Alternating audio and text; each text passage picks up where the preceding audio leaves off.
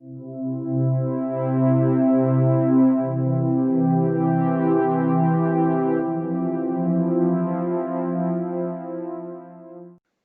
everyone. So in this video, we are going to use another way with which we can update an ESXi server using the SSH. So from vmware.com, you will have to download an offline report.zip file for the update version and save it on the ESXi server which you want to update. So for this demo, I'll be using a 6.5 update 1 ESXi server and I'll be updating it to 6.5 update 3. So let's start with the demo here. Uh, I'll just show you the vSphere client here. I will be updating ESXi internal server, and I'll be honest with you, the reason for this update is because I have the vCenter server running over it, and there is no vSphere HA configured, so I cannot move the vSphere client. I cannot keep the vSphere client running while I'm doing the upgrade from the GUI. So this is one of the use case scenarios which you might have seen as well. So I'll be shutting down all the virtual machines here since it's a critical ESXi server. I cannot take risks with them. I'll just shut them down gracefully and then later on use the SSH to update the CSXi server. So once I'll shut down the PSC, after some time I won't be able to, or the vCenter server, after some time I won't be able to access the vSphere web client.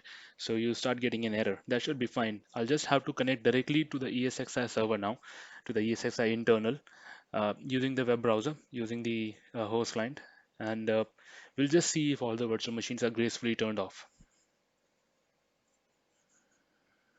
This is a known issue which I have with which we have with 6.5 update 1 as well. That's the reason why we are updating.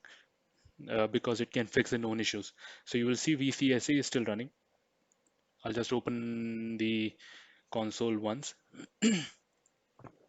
So I just fast forward the video so that we can wait, so that can shut down quickly and don't have to wait. So now this is done. It's turned off. Now we don't need the host UI. Now we'll go to the SSH. We'll connect to the ESXi internal. We are logged in. Now we'll just go to the location where we have saved the ISO. So we'll go to CD VMFS volume.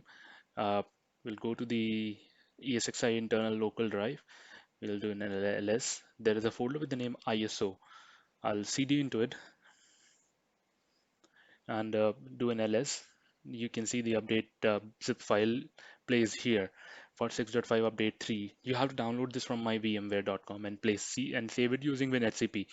So now we'll be running the command. It's better to run it from the root. So we'll just let me run a pwd first so that we know the path of the ISO file. Now we'll just go back to the root and run the ESXCLI software web and update. Now we'll give the location from where we want to pick it up. So we'll just select the location which we have just did the pwd and we'll select the zip file later on. We'll just copy the name of the zip file now and place it here. Hit enter.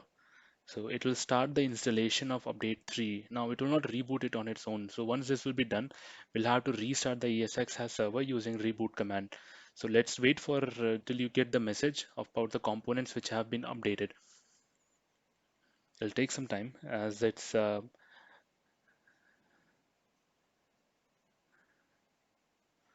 complete installation. So you will see the WIPs that have been installed and WIPs that has been skipped. So this looks fine to me. We'll just type the command reboot in the SSH and hit enter. So we'll wait for the server to come online. Now I have fast forwarded the video. The server has came online now. I'm just logging into the host client to see the status since the vCenter is currently down as I gracefully shut it down before updating. So uh, let's log into this and we'll see the update, the version. Now we can hit OK. You will see the update is now 6.5 update 3, which we were expecting it to be on. So now we can just start all the virtual machines and bring the production online. So now you will be able to access the vSphere client. Thank you for watching this video. Have a great day ahead.